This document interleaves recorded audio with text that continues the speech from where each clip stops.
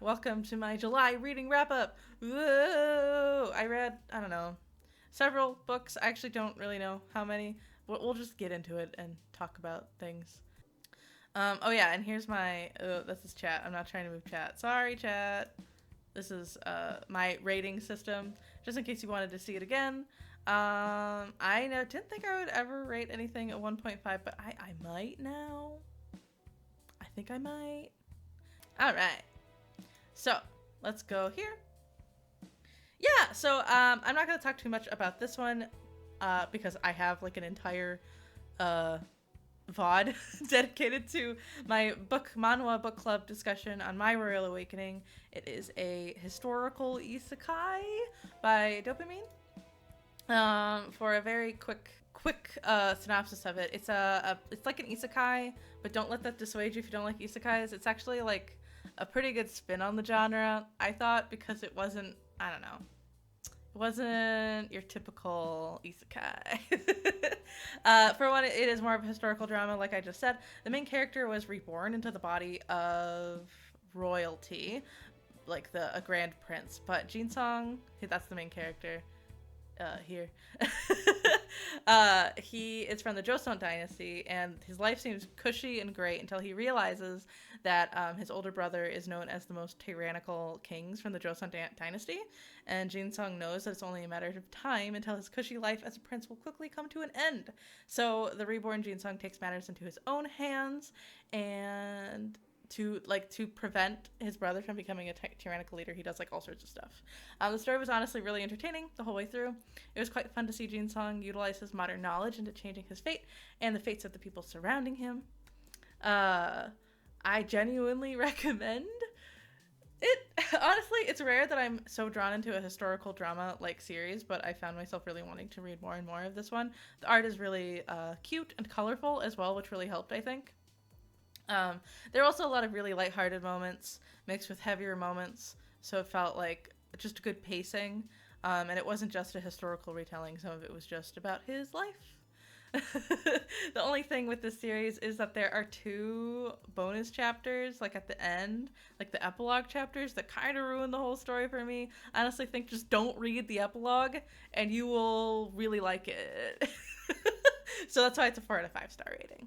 The next one is, oh yeah, I have so I was really surprised. I don't have any like bullet points or anything about this series. I'm just going to talk about it.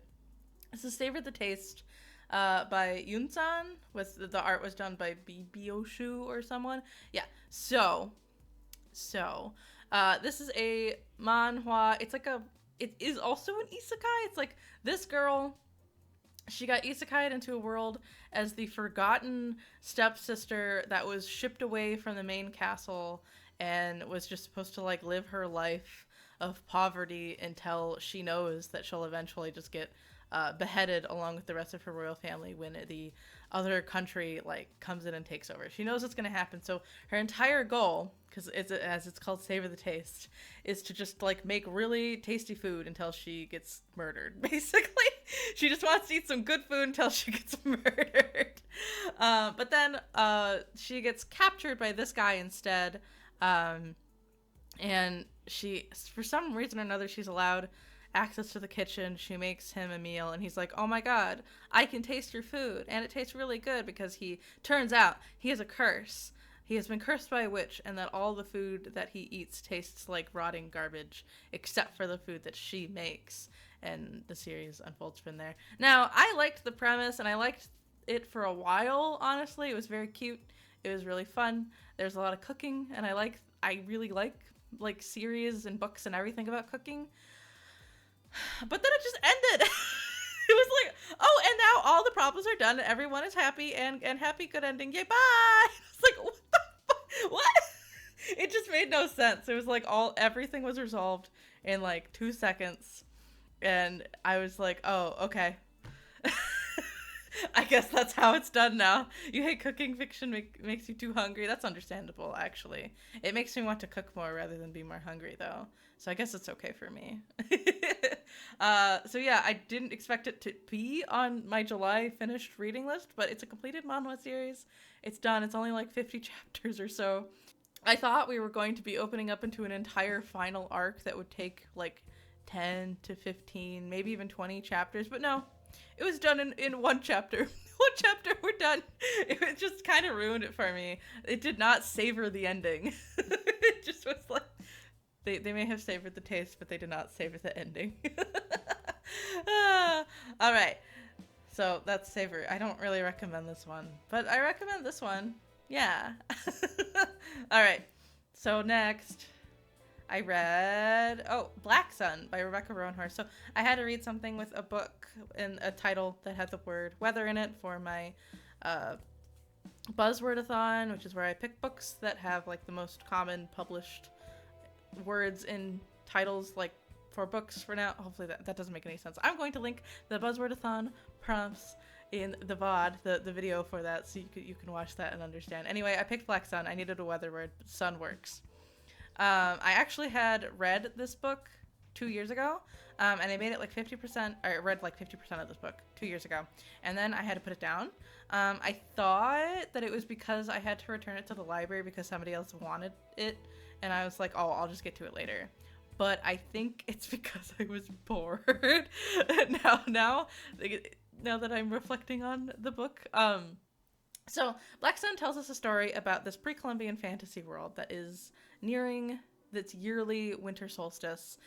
This is typically a time of celebration in the holy city of Tova, where this book largely takes place, but this year the solstice coincides with an eclipse. This side of the story, like in Tova, involves the Sun Priest, as she has lots to do with the presentation towards the winter solstice ceremony, but there's like drama surrounding that. And then on the other side of the story, there's like, it's on the other side of the world, and it mostly stars Zyala.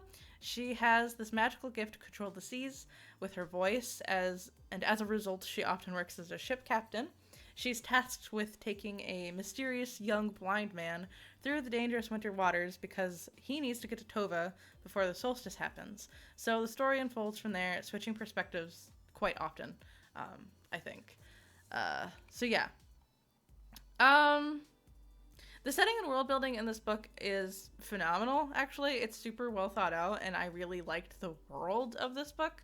The prose is extremely readable. Like, even though I, like I said before, I was bored, I was still, like, enjoying it enough, like, to keep reading it, I guess. So I guess the problem is that the plot left me wanting so much more in the book. So Roanhorse, she introduces you to like 4 main characters who are like each of those characters have point of view chapters, like, and then it switches chapters. Each point of view switches between chapters, basically. And it was really compelling for a little bit, but then the plot started to meander and then build up and then meander some more and then build up and then meander some more. It was like it was just building up to something, and then the payoff didn't pay off for me in the end. I understand that this book is like a 3-book series, and it felt like a lot of the content in this book was just leading up to the second book. But I honestly think that if this book had been like cut a bit and just condensed a little, like, we don't need 4 POVs. We could have done with 3, honestly, or even 2, to be real with you, in my opinion. And then like have the other 2 be like 1 or 2 chapters. We didn't need to have them most of the time. I don't know. I'm not the writer, and I haven't read the second book, so I don't know. Maybe all of that is necessary. But to me, some of the events of the book felt unnecessary or just didn't fit the flow. Serapio is the mysterious blind man I mentioned earlier. His point of view chapters were just all backstory, and it was so too much show and too much tell and no show. That's what I'm trying to say. To the point, I don't know, it was just like, okay, and I would just constantly be trying to get to another chapter, basically. Yeah, it just wasn't enough for me. Zyala, however, is Zyala is hands down the best character, though. I really liked her side of the story. So sadly, this is a 2.5 stars for me because although I thought the world was cool, the plot did nothing for me in this super cool world. Unfortunately, it is really unfortunate. I wish that it had done stuff for me, but alas. But yeah, there's a second book called Fevered Star, and the third book I think is coming out this year. Maybe I'll read it. Maybe if I need like a space word, I'll read it for some sort of reading challenge. I don't know. All right, moving on. I have The Mimicking of Known Success, another one. It's not very high rated. So this is a novella. So I don't have much of a premise to give you since it's like not very long. Humanity doesn't live on Earth anymore. I think. And they all live on this man-made ring colony surrounding Jupiter or Jupiter's moons, or both. I think it's both. And there's like this huge train track. Like these trains just go back and forth across the entire ring, giant ring that they live on. So the book stars, what do we call it? An investigator named Mosa, who is investigating a man who has gone missing in a remote area in this like ring colony, and she has to work with her ex-girlfriend to figure out what is really going on in this missing man mystery. So yeah, sapphic murder mystery on Jupiter sounds fantastic on paper, but in more pages, it was very sadly an arduous read. It's only like 160 pages, so it isn't even long, but it felt like it took me forever to finish it. This book was written a lot like an Arthur Conan Doyle Sherlock story, but I honestly have a really hard time enjoying that style of mystery, like where the investigator starts talking to someone that they've never met before, and they're like, yes, I know what has happened already, so you cannot hide that truth from me. So tell me about this. That's very like a Sherlock thing to do. And even though the reader has no idea about whatever it is that like Mosa was talking about, it's like, oh, okay, I guess we know that now. I don't know. I like figuring out the mystery with the main character, and I wasn't able to do that. And it also was a kind of a very boring mystery. So, and also the relationship between the two main characters, Mosa and Pleedy, the ex-girlfriend, was stiff and stilted, and while I understand that Mosa is incredibly stiff and analytical, there are ways to still give like an analytical character life, and I just didn't feel like she was just like not talking like in a way that made her feel like she was real. It just felt like I was writing, you know? Anyway, I liked the idea for the book, but the execution felt super flat for me, so it is 2 stars, sadly. Is that writing style why they named it that title? Oh no. Maybe. It's sad. Well, I don't know. I really wanted to like this book because, like, I don't know, again, a sapphic murder mystery on Jupiter sounds great. It just really... I didn't like that it wasn't for me, honestly. All right, but now, Kaiju, the Kaiju Preservation Society by John Scalzi. So I did get to talk about this book a little bit, I think last month. I said I was reading it, and so I finished it. Haha! So I picked up like a ton of romance and contemporary in May and June. So I really wanted to pick up sci-fi again, because that's my genre. That's the genre I read the most of, I think. And I had heard good things about this book, so I decided to read it. Yeah, I've never read John Scalzi, but John Scalzi is like considered one of the better, like one of like the, I don't know, best contemporary authors of sci-fi, I think. So yeah, this story takes place in the recent past. In fact, the story picks up just as start as the panini is starting. Jamie Gray has, unfortunately, he has had to take a job as a food app deliberator is what the job is called, to make ends meet. Fortunately, Jamie ends up delivering food to an acquaintance who works for an animal rights organization, as he calls it, and he offers Jamie a job working with him. Jamie takes it and soon realizes that the group is not so much an animal rights organization. They're more like a kaiju observation society in an alternate dimension that's Earth but not Earth. Yeah, so this book was a really quick, fun read. It's not too deep in its discussions or themes, but it was really entertaining the whole way through. And while I don't think I laughed out loud while reading it, I smiled a lot. There's a lot of really fun references to, like, the Liberator is a reference to Snow Crash, if you know what that is. And they mentioned something about Doom too. It's a fun time. The author himself described the book as being like a pop song, and I wholeheartedly agree with that. It's not super deep, but you're probably not going to hate it while you're experiencing it. Of course, there's some pop songs that you won't like, but it's not like the super annoying repetitive ones. It's like the, oh yeah, this is my jam when it comes on type of pop song. But yeah, it really reminded me of like a summer action movie. Like, it's not that deep. Things just happen for convenience's sake, but it kept me very entertained for a few hours, and I think that's all Scalzi really wanted out of this book too. The concepts were great. I think it's a little heavy-handed in what messaging it does have, but I think it suited the book pretty well. So yeah, 3.5 stars. Not anything spectacular, not anything bad. It's not a super long book either, so if you like Kaiju, I think you should just give it a read. I think you'll like it, honestly. If you just, yeah, the idea of big monsters, it'll probably be a good time. And then last, yes, I finally read Gideon the Ninth by Tamsyn Muir. Now, I blitzed through this book, the audiobook, while I was doing some traveling in July. And wow, this book has been out for a few years, and it has been loudly loved by sci-fi and fantasy fans alike. This month, I finally decided to sit down and read it. Well, listen to it, really. Yeah, I'm glad I did. So the story surrounds Gideon, who lives on this planet that's like ruled by the Ninth House, which is, they're a part of this necromantic empire, and she lives on the Ninth House of the necromantic empire. And she's trying to leave the planet as soon as she can, because she doesn't like it there. She doesn't like living there. It's not good for her. It's not going very well, though, and she instead basically gets swindled into being a swordswoman for the Ninth House's necromancer, Harrow.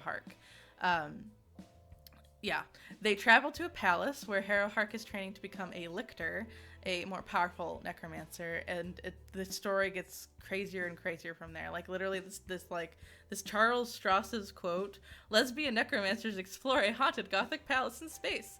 Decadent nobles vie to serve the deathless emperor. Skeletons." That's a very good description of the book. So yeah, I cannot stress enough. This book was so much fun. The audiobook is fantastic. Moira Quirk is the narrator, and she is like fantastic with voices. Like, holy crap, is she good at the voices that she does. But yeah, I don't know. It just gets crazier and crazier as the story goes on, and I really don't want to reveal too much. I really think it's worth like checking it out on your own. Gideon's great. Harrow is pretty great. There's so many other. So there's presumably, since this is the Ninth House, are there more houses? Well, there's only 9 houses, so there's people from each house at the palace vying to become a lictor. So there's a huge cast of characters, and they're all very interesting. Yeah, I don't know. I want to kind of push to read this for book club. We'll see. Because it's actually quite fun. There's a lot of really good references. They actually, like, in the first, 30 pages, they reference Zorro from One Piece in it, which is really funny. To me, it's like, really passing. They're all, like, they're jokes that are written, like, if you know, you know, and if you don't know, you don't know. So, yeah. Gosh, I don't know what else to say. It was really fun. I really recommend it. The ending gutted me a little bit, but knowing that there's a sequel and that I have read the sequel, yeah, it gets crazier from there. So Harrow, I can't really talk about. Harrow the Ninth, I can't really speak about at all, except for this book is in Harrow's perspective, Harrow Hark's perspective. We knew her in the first book as the necromancer of the Ninth House. She's not having a good time in this book. And I can't tell you anything about it because it would all be a spoiler for the first book.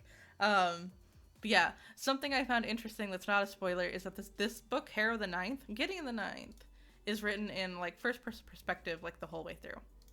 And Harrow the Ninth is actually written in second perspective most of the book, not the entirety of the book, but most of the book, and there's a reason why, and it's really cool. Both of these books exhibit a an unreliable narrator and an extremely unique and really well written prose. Like, it's just so cool. Like, once you understand what's going on in Harrow the Ninth, you're like, holy crap, I have never read anything like this. I can't think of anything I've seen or heard, like read manga or anything like that that's like this. It's just so unique and cool.